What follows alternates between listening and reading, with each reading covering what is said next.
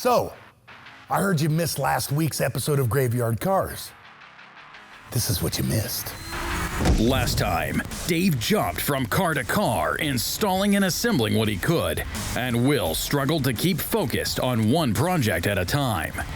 This time, Mark and the Ghoul set out to install the drivetrain for a 1970 Challenger RT SE. But their plans are short-lived because of a truck delivery from professional wrestler and actor Bill Goldberg. They're coming to get you, Barbara.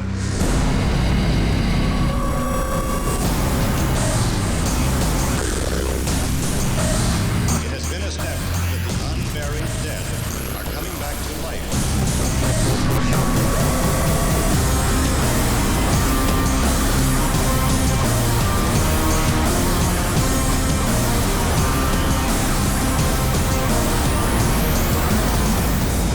Because of the obvious threat, this station will remain on the air day and night.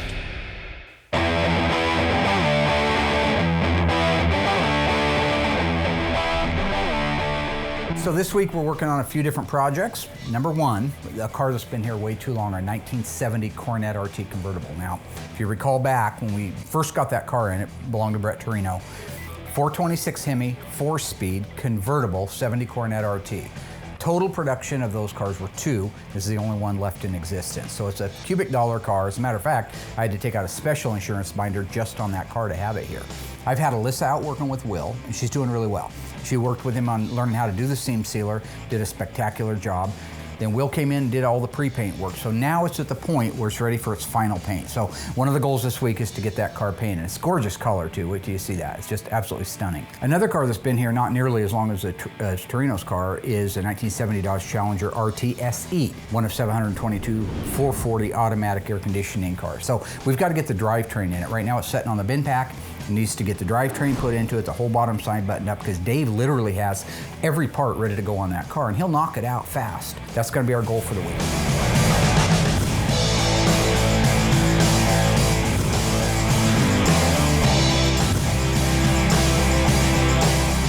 In the booth, we have Brett Torino's 1970 convertible Hemi Coronet, one of 2. It's convertible, it's a Hemi, it's an RT, so it's a pretty rare car, and we happen to have it here at the shop.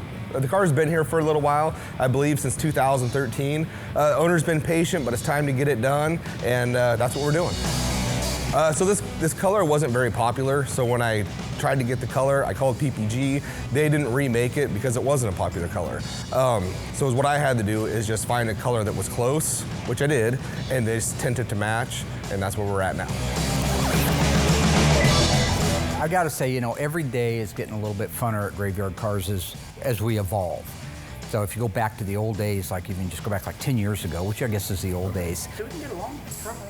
You and I always got along. We always get along. It's just, Tell them right now, how many people do you know that actually? We would start working on an engine and a transmission after the body and paint work was done on one, right? And so you kind of had the pecking order. You got the car disassembled, you started doing the body and paint. Back then it was a 1 or 2 guy shop. Then after that got done, you'd jump onto the engine, the drivetrain, and the front suspension. So here's how that's changed. We now have drivetrains, like in the case of our 70 Challenger RTSE, where it's completely built out. Everything, drive shaft, rear axle, everything, every component, conceivable part is on it on these custom stands that we built. And over my shoulder are about 8 or so of those units that are built out that are just slowly waiting for the cars to come out of metal. So now when the car does come over from body, like the Challenger, it's just a matter of bolting it together. That's getting towards that assembly line thing. The other thing that's just a blast for me, because I was doing this when there was nothing out there. When if you didn't have a valve cover, the correct 70 valve cover, you were out hunting for it. You were on the phone, you were on the internet, you were digging around for a good original used one. So now, with the advent of so many suppliers, Scott Smith at Harms, he's taking our carburetors, these 50-year-old carburetors, and he's replating them, rebushing them, he's rebuilding them. He's making them exactly, maybe even a little better, than they were from the factory. I mean, in the old days, that was me out there doing it, and I never had the ability to plate them. So, in the case of this, Doug helped me get the engine built out. We had it done for a little bit before the car was actually ready to go. And it was a stock rebuild on it. So what we did was when we tore the engine apart originally, it was just a standard bore, had never been rebuilt. Because remember, this was a good, complete driving car.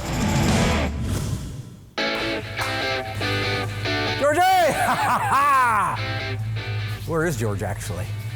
Well, George? Your help putting in a drivetrain 1970 Dodge Challenger RTSE. You don't need my I'm help. short on hands, I'm short on feet, I'm short on people. And you're just short all in general. Last night I took your picture out from my old dresser drawer, and I've been sitting alone digging up bones. It's Randy Travis. That's weird. Well, I'm not singing it to you. Well, you're the one taking your clothes off after I sang the song. You man. asked me for help. Can you just give me a hand? That'd be great. Here we go. Big D? What's up? Well, I heard this week Mark actually wants to get the suspension and drivetrain in a Landsberg 70 Challenger. So hopefully he gets me some help, because I don't want to do it myself. Why why? Can you pay attention? No, I can't. Quit trying to play to the camera. I'm never needed out here. You know, it's the same process we do on every car. It's a very simple process. As a matter of fact, I think Dave's done the past couple by himself. So, Like the RTSE? Right. Pretty rare car, huh? Very. Yeah. How many were made? In this color? No, just RTSE 444, but all automatic. 400? I don't have. Right around 400. What would you guess? I would guess probably like 525. You're closer without going over. The price is right. Yeah. Bob Barker. Winner. Just this isn't my department. You know, you don't see people out there coming out helping me. You don't see Mark saying, "Hey, Dave, let's get out here and let's help Will get these cars done." So I don't understand why I have to come do it, but I never get the return favor. Sorry to interrupt. Reliable just dropped off a pickup and they need your signature. A truck? Yeah. What kind of truck? Oh, that seems kind of weird. So I'm hoping it's something cool like an old Power Wagon or something like that. Yeah. What's up with the truck? I have no idea. I haven't got a clue. Oh, okay. 2 weeks ago, I was bidding on a Little Red a Warlock, Ooh, that would be badass. but I didn't get the bid. That's the only Dodge truck I've even talked about Yeah, or a Midnight that I can Express would be think cool of. too. I'm not expecting a car actually, I think I do know. Mother. Let's go look. We got a truck. Let's go check look it out. together. What do we got? What year? Let's talk about it. Flism Flasm. A truck. Flizoo. That's weird. We don't get trucks here too often. Coming up, Dave breaks down the history of the Little Red Truck. Mark opens the Dave Weiss books to teach us about water pump housings. And later, Will tries to sneak away to get our rare and valuable 1970 Coronet painted. And Mark gets himself stuck between a bicep and a forearm.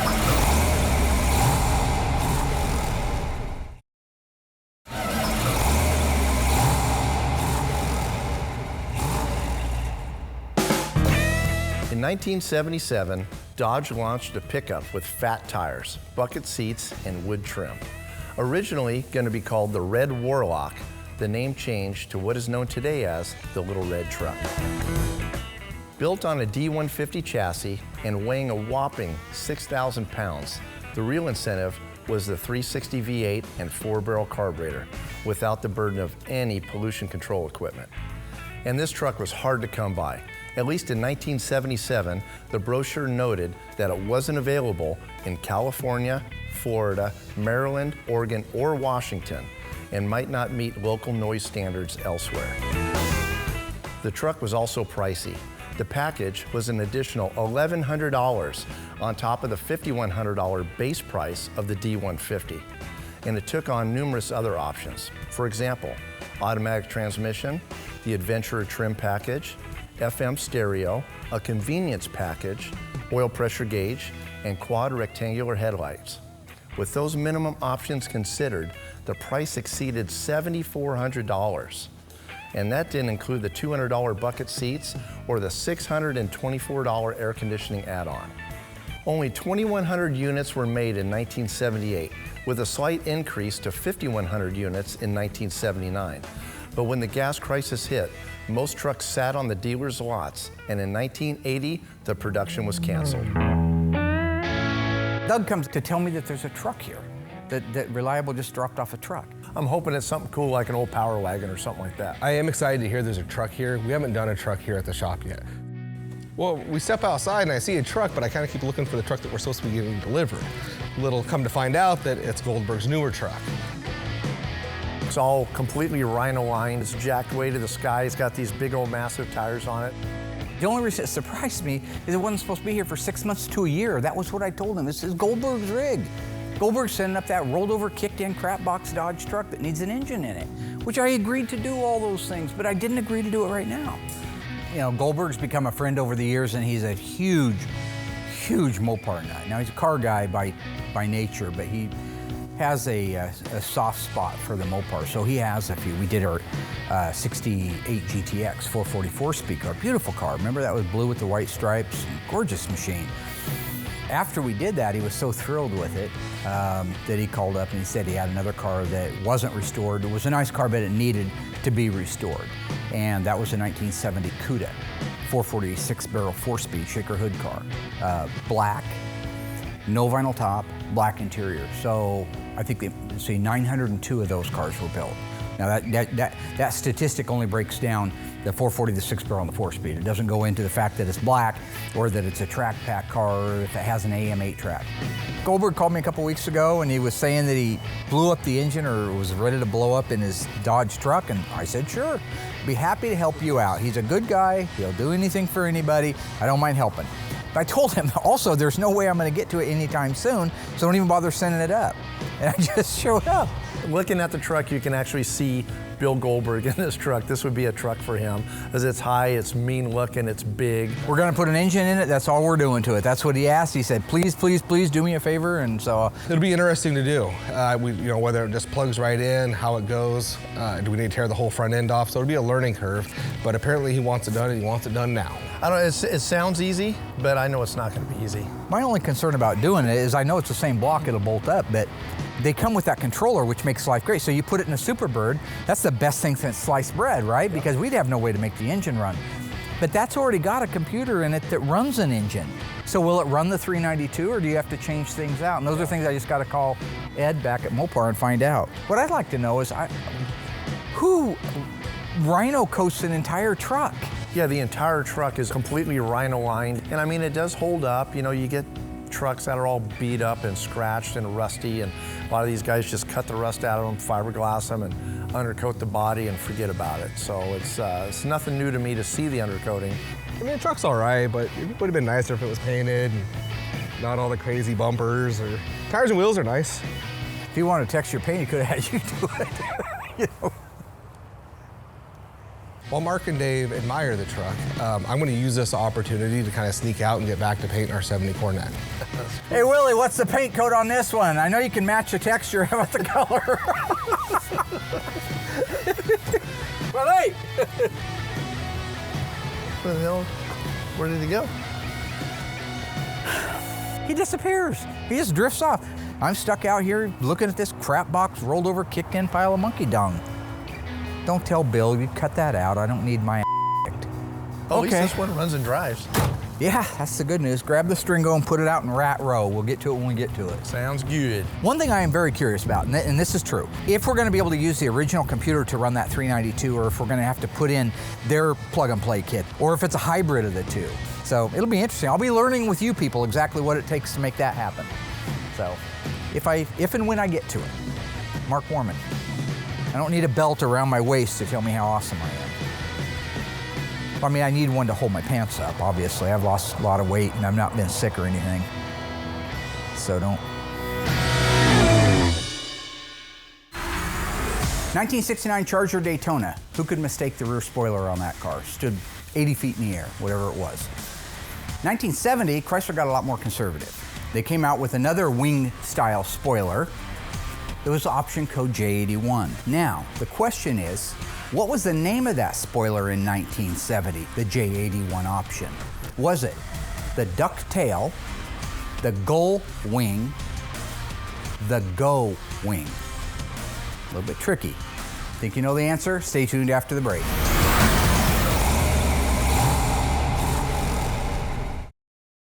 All right, gang, how'd you do? This is a tricky one, right? It's 1970, you got your CUDA, you got a J81 option. One of the dudes up at the gut says, hey man, what kind of spoiler is that? What do they call that thing? What was your answer gonna be? Well, if it was on a 70 CUDA, it was a go wing. G-O-wing. If you had a 71 CUDA, if you were that cool, and you had a factory J81 rear spoiler, it was called a gull wing. Main difference between those two is a gull wing is flat all the way across and turns back, kind of like almost like a boomerang shape on the ends. Where the go wing is flat across and turns down on the ends. Now the other thing I mentioned was a ducktail. That was your rear spoiler you would have got on an AAR or a TA Challenger. That was code J82. But never was it available on anything but an AAR and a TA Challenger.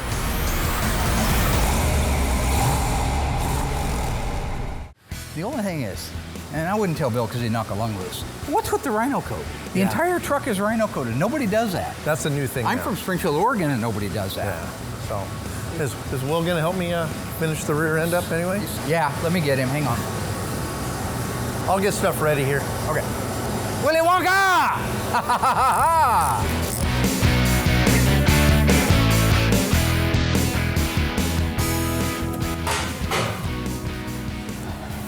Dude, serious. Why? I just need your help. You're running around trying to sneak out. I need to put the drivetrain in so Dave can work on it. It's 4 bolts. Dude, you want us to redo your paint work? You have a hard enough time doing it the first time right anyway. I'm just kidding, he does a great job. Mark. Just having a little fun with you. No, you've been getting me Just all having a day. little fun. Can you just help me? It's a 15 minute, if it's that easy, just come do it and quit about it. So here we go again. I'm getting pulled off. That means I'm having to get back out of my paint suit again, get the respirator back off again, and I'm having to come over here when it's a job that Dave can do by himself. I have a car in the booth right now. Gotta get a decoy, Roy. Just listen to me. I'm writing some of my own music, and I'm stealing original songs. It depends how much he talks. Help me push this out. Okay. Yeah. I'll talk about it here real quick. All right. Yeah. Oh, he's okay. Go ahead and start putting the rear end together. Get her installed. While you're doing that, I'm gonna give a little 1970, cameras on me, tutorial about the Dodge Challenger U code 375 horsepower 440 Magnum with H51 air conditioning. So on our 1970 Challenger, I just want to show you some of the things that are a little bit different because it's an air conditioning car versus so many of them that we do that aren't air conditioning. You start with the fan. It's the same fan blade that we put on most of our cars. It ends in 216, that's the part number. What's unique is Tony's Parts just started reproducing this. This is the correct, original, with the part number and date code, clutch fan that uses the thermal spring in it, bimetallic thermal spring. So this is what makes it a... Hey, Mark. This is what makes it an air conditioning. Why? What? This thing says filming. What is that? An engine. They just dropped But it when off. you see the little light on that says filming. What's up with this, Doug? It's an engine. They just dropped it off. Just come in? I know it's an engine. I can see it's an engine. Cousin Dougie comes in and says he's got an engine. Got a crate engine for me. Another interruption. Right when we get down to business, here he comes through the door with a forklift and a crate engine. So lo and behold, John Buck's Hellcat probably showed up for his Challenger. So then we got to stop what we're doing and dig into that and see what's going on with that. I got 3 engines coming, and we got the Hellcat for Bucks, and then we got a 354 coming, and then That still slows down process and keeps me from painting that Coronet. trying to film, trying to do something, right? Just doing my job. See, Dougie doesn't get that. That's what I'm talking about. Something's wrong in his head. There's a light on the other side of the wall that says, "Don't enter. This means you, Doug." So there it goes. Let's go back.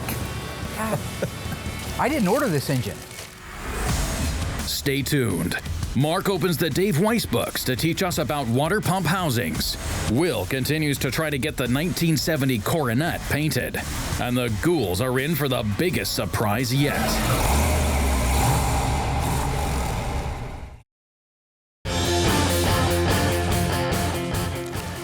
That's the 392. Yeah, that's the 392. Go ahead and undo it. Could probably just slid it You know down. what's funny about that? Huh? I didn't order this engine. You didn't? Just read it. Is it a 6.4 to be right. or? Yeah, 6'4". I didn't order it.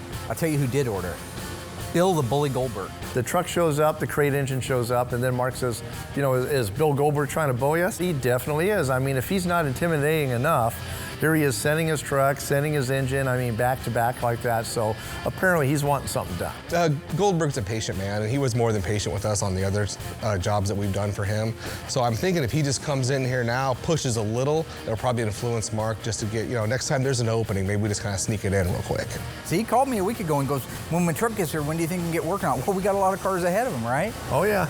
obviously told him right away, right? Well, I told him I can't get on this thing for quite a while. It's fine, it can be here. We'll put it upstairs in a stock, but I'm not gonna let him pull it. He was that schoolyard, you know, the schoolyard bully, right? Yep. I know what he's doing. This is classic now. This is classic. This is schoolyard bully stuff, right? Just kind of bullying you around. Cut a deal on the phone, right? Hey, will you be willing to put it in? You know, I don't have anybody down here I trust to put the engine in. Yeah, Bill, God, yeah, send it up, buddy. Get out of here, you nutter, right? Of course I'll do that for you. No hurry, right? No, of course, no hurry. I'm Bill Goldberg. I'm not hurry. Okay.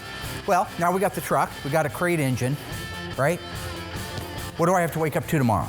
That's all I'm saying. Yeah. Now, I love the guy, right? I love him, but he's big, so He is big. everybody's gonna cower down to me because I'm bald and big. Well, whatever, just clean. 1976, right? Junior high school. I stood up to the bully. Check this out. So this guy's name is Rick Brown. He's 19 feet tall, right? Great big, like Goldberg, right? He's got a problem. So it turns out this is the motor for Goldberg's truck.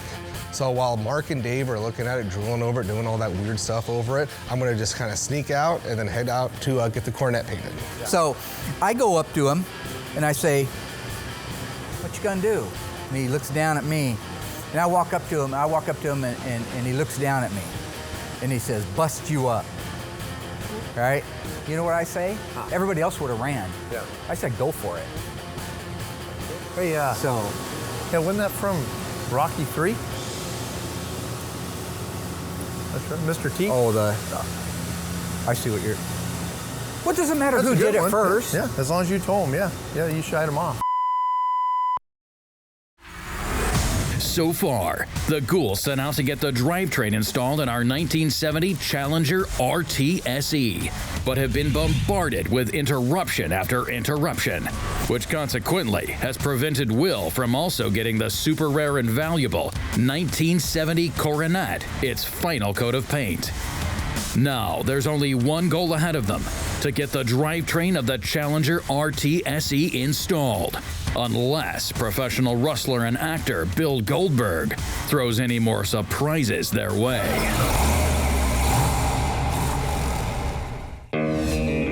Okay, round two. I'm gonna try to at least get this car painted before they notice that I'm actually gone.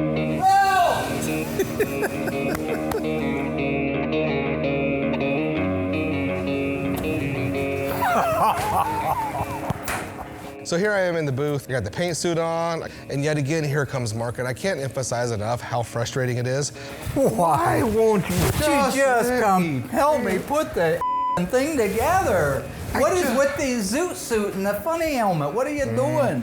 What? Being safe. Can you please just take your funny suit off, take your funny helmet off, and come out here and help me? This is it. If you disappear again, you're gonna literally disappear. Really? Yeah. Really? Yeah. Yeah. You never saw The Sopranos? Having to put the suit on, put the mask on, take it off. I've done that literally the whole day. I'm over it. I literally just want to get in the booth and get the car painted. You want to help him put that back on? You got that box okay, Mayor? No, I don't. Did you see him No. earlier trying to lift his side up? One arm got all weak on him. These things are friggin' heavy. That's some lumber in there. You ready, boss? Hang on, I got it. Hey, how about screw you, you freak? I'm cleaning and jerking here. You about didn't get it on that first He try. lifted too fast, you idiot. I was gonna do a power clean and jerk. Right. Yep, that's what you did. You went to the lift and you realized it was heavy. Woo!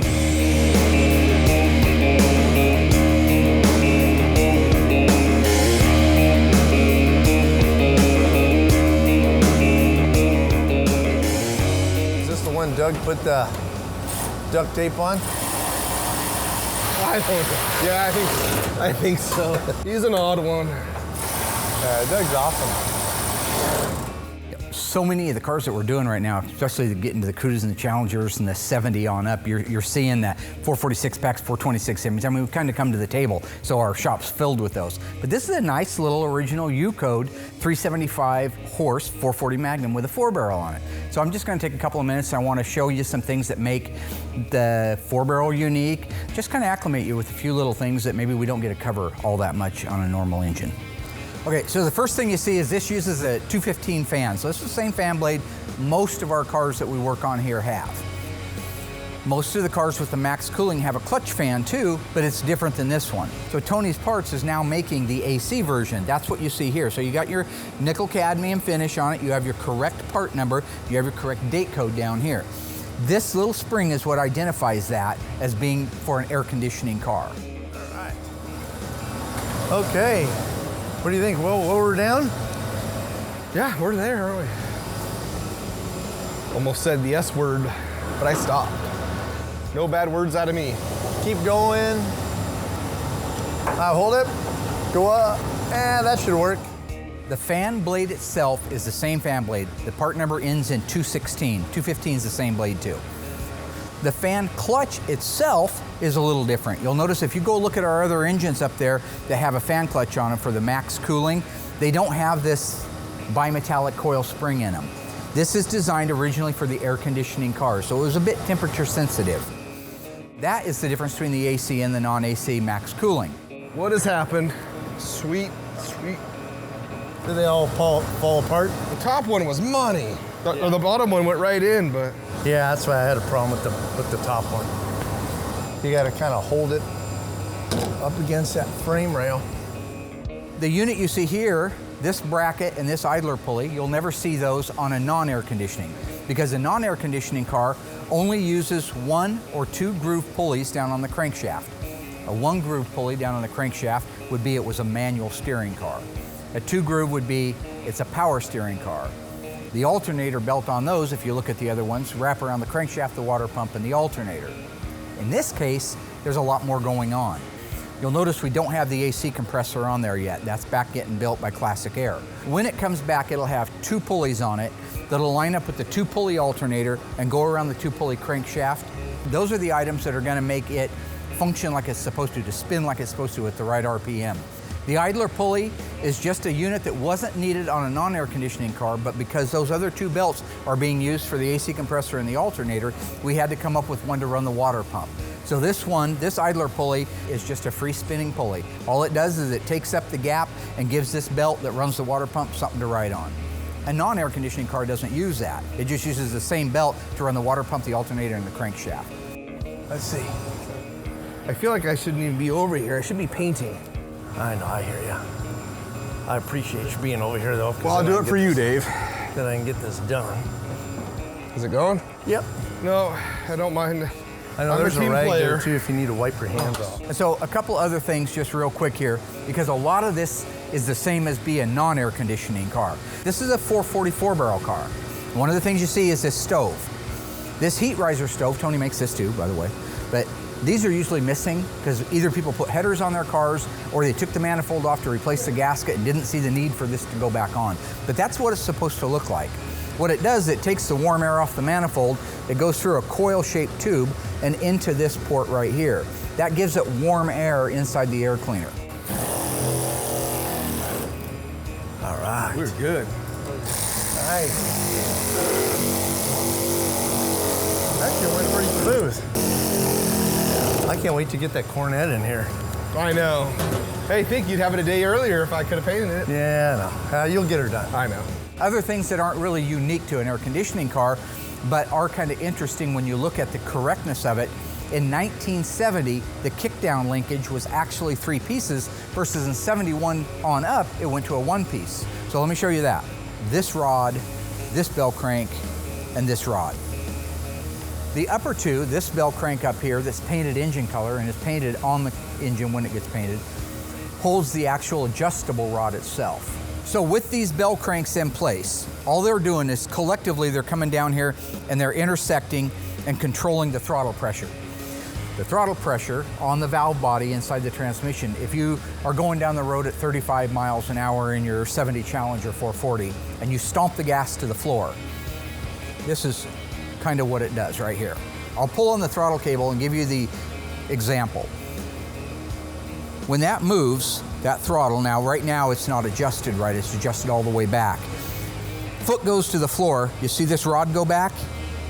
If all of the adjustments were set right when I pulled that throttle right now, it would go like that. When that lever goes back, it increases the valve body pressure, which controls your shift points and the strength of your shift. So that's a 3-piece. 71 on up, they went to a one-piece. So basically, it's one big rod that goes all the way from the carburetor straight down. Basically, it sort of follows all these things, but it's just one rod. They figured out, hey, we could do the same thing with just one rod coming down. But if you're doing a 70, there's other kick-down linkages you could use, but if you want it to be right, you're going to want to look for the three-piece. So, in a nutshell, those are some of the unique things on the 70. I'm going to check back in with the guys on the rear end, see how they're doing. And if that's done, we can go ahead and start moving forward with the engine install. We're a lot more efficient. How we doing? We got her. Good? I love it. You want me to go up, Dave? Yeah, we're ready, buddy. We got wheels on and everything. That's nice. We don't have to even mess with the wheel. If you had a 1970 Dodge Challenger, you had the original fender tag, and there was a Victor 1 X-Ray V1X, it would mean that your car left the factory with a full vinyl top in black in color, as a matter of fact. True or false? You could have actually ordered a simulated crocodile pattern on that same 1970 Challenger. Think you know the answer? You stay tuned after the break, I'll let you know.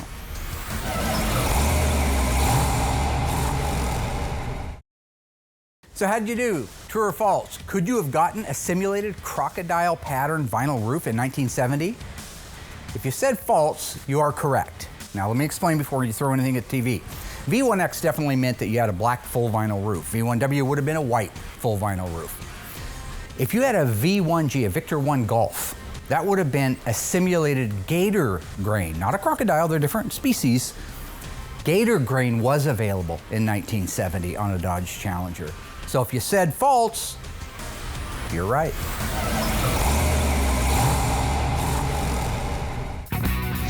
Let's have another chapter of getting wise. So now we're gonna go into the water nipple section. Now this is the part where the heater hoses go onto the engine. How do we know it's the right nipple? How do you know it's the right water pump housing?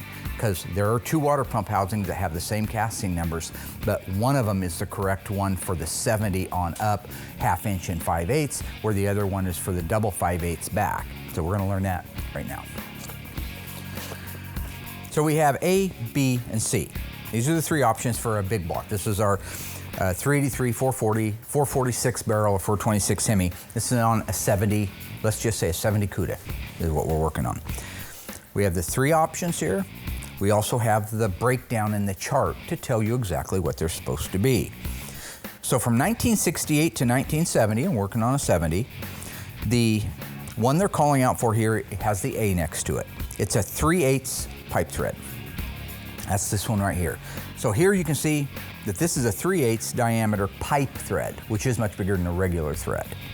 The other end of it is a 5/8 heater hose. This is going to go into the water pump housing. It's going to thread in very nicely. It's going to take, in 70, a 5/8 hose onto it. However, in 70 also, they go to a 1/2 inch heater hose on the other side.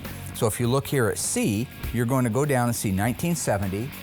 It has a 1/4 inch national pipe thread. This on the other end will accept the 1/2 inch heater hose. So now we know one quantity of the 5/8 style, one quantity of the 1/2 inch style. These two go into the water pump housing after the engine has been painted. In 1968, 1969, and previous to that in some cases, they used two different heater hose fittings in height, but not necessarily in diameter. You see both of these use the same 3/8 national pipe thread. When I flip it over, you see that they're the exact same size diameter, just different heights. That's because when you go out and you look at one of our engines, you look at a 69, it comes out higher on one of them than the other one, but you'll notice that they're both the same. Tricky part is if you look at the water pump housings, the part number, the casting numbers are the same on them. You actually have to turn them up and look at those diameter openings to make sure you have the right water pump for your 70 model or your 69 on back. Cousin Dougie comes in and says he's got an engine, got a crate engine for me. It's Goldberg. I know what he's doing. This is classic now. This is classic. This is schoolyard bully stuff. It gets done when it gets done. Okay, So, Dave, you want to raise the car up? We'll roll this back. Yep. The front suspension is pretty straightforward. It's a good thing we're not dealing with a big 426 Hemi. So the 440 Magnum should go right in there. So I don't anticipate any problems. Okay, let's go back. Okay. Yeah, let me help. It's an automatic, so it'd be. Automatic, yeah. Pretty, well, maybe a hair more here, but yeah, I like it. Somewhere in that range. He's got the eye. He does. I do. I got the eye. I can do a plumb bob. You ever do a plumb bob? Ho, ho, who's next? Uh-oh. What's up, ladies and gentlemen? There's the man. I love it. Goldberg sticks his head in, screams his tagline, "Who's next?" which is actually something I used to use on the playground when I was getting ready to whoop a kid's ass. You know, I used to go, "Who's next?" right? And anyway, he probably saw some old clips from me in 8mm. Doesn't matter where it came from, okay? It's his. He can use it. You know, it was a great surprise having Bill show up. You know, he always makes a grand entrance. But then we're looking back, you know, the truck shows up, the motor shows up. So what else is going to happen other than Bill show up? But it's always great to see him. What are you doing out here? You and I got some things to talk about. And grabs a hold of Mark, not in a headlock, close, but not a complete headlock. I thought he was going to spear him for a minute there, but he led him into his office. So I don't know. We'll see how that bullying thing is going to work out for Mark. All right, we got to talk a little business, probably movie stuff. Well, okay. Movie stuff. He'll be his stunt double. Yeah, Danny DeVito's. Yeah. Right?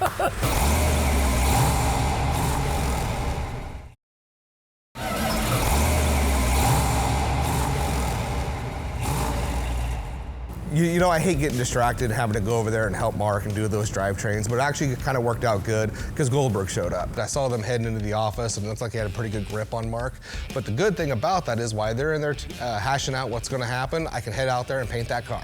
So the movie role that you got for me, right? It's coming. It's coming. Things were kind of on the back burner. You know, here, have a seat real quick. But you do the best work in the world. No question.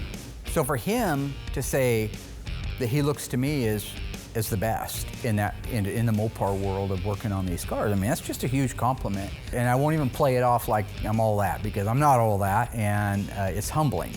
But man, 2.5 years, I can't wait 2.5 years for that truck.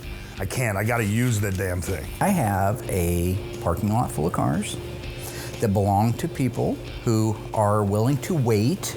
If you got all these 100 people waiting and stuff, get one done and push my truck in. And while Mark's in the office probably getting speared right now, I'm gonna go ahead and head in there and get that 1970 Coronet all painted.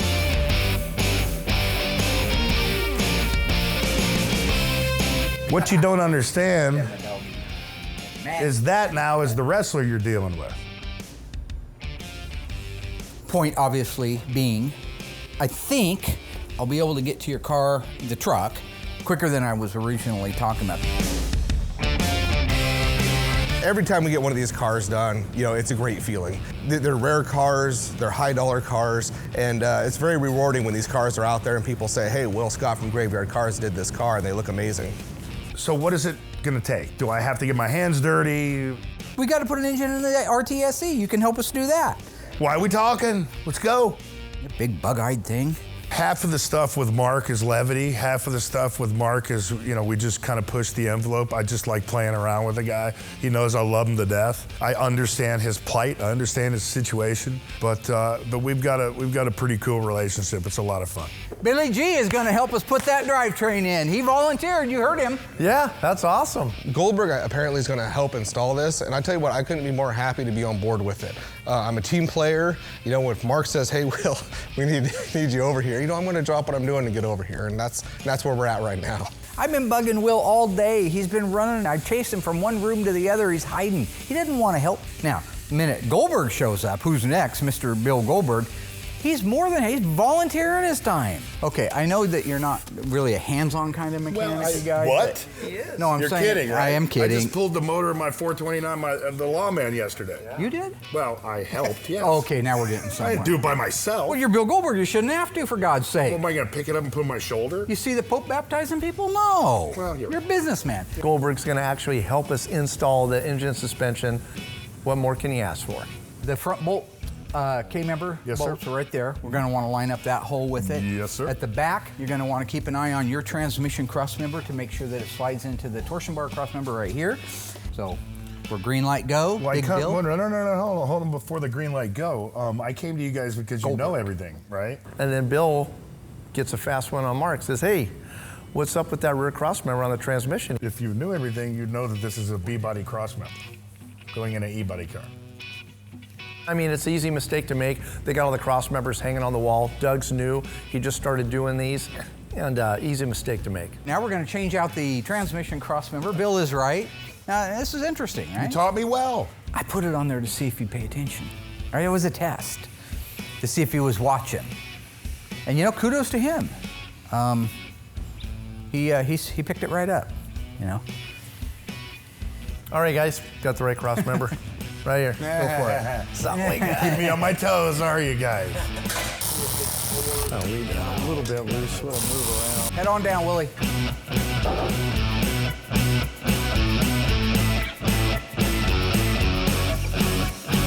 Yeah, that's looking good. Looking good? Oh, yeah. Good, Willie. Good over here. Yep, perfectly good. So far, so good.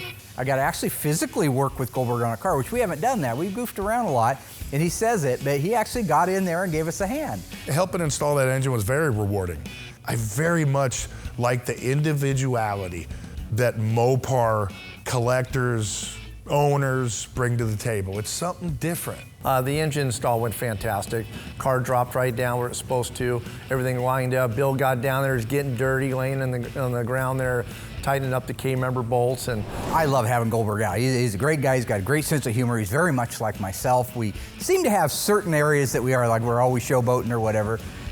Yeah. Will, you want to grab some grub before we head out? Let's do it. Gonna grab some grub and go have a little lunch. Having him up here is more like having a friend or a brother out here from somewhere, you know. His help on the car we could have done without, but I will say the fact that he was there to help shows that he's a team player. Yeah. So now you know what he's doing now, right? He's being me, right? I invented it. I invented the move. Now he's stealing it, right? So that's fine. Yeah. No. now the engine, drivetrain, suspension, and tires and wheels are finally on Lance Works' car. I can get it on the ground, roll it out, and start knocking out this interior. Car's really close, so I just want to get banging away on it. Yeah, what a crazy day. I mean, it started out with, trying to get a task and then all these distractions and everything else, and then lo and behold, here comes Big Bill Goldberg, lighten up the mood, lighten up the party, and helped us out, and just fun to hang out with him. So it just turned into a fantastic day. And to top all things off, Will actually got the Coronet painted. Turned out beautiful, and I can't wait to get that in the assembly room. Had a great day here at Graveyard Carz, a great week as a matter of fact. Billy G came out to chill out for a little bit. Put me to work. I did put him to work. He actually got his hands dirty for the first time in 25, 30 years working on a car. 25, 30 minutes. We got our engine and transmission installed in the 1970 Challenger RT SE 440 automatic. How many of those were built, Billy? Hell, I don't know. Yeah, 733. I don't care about 733. automatics. I only have 4-speed. His 1970 Cuda that is here to be restored that we have yet to unveil.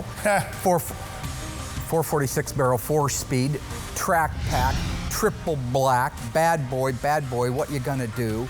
Shaker hood. That's a rap song. I've been working on a remix of it. Anyway, Will, did you see the beautiful 1970 Coronet RT 426 Hemi 4-speed that Will painted? Beautiful. Absolutely gorgeous, stunning.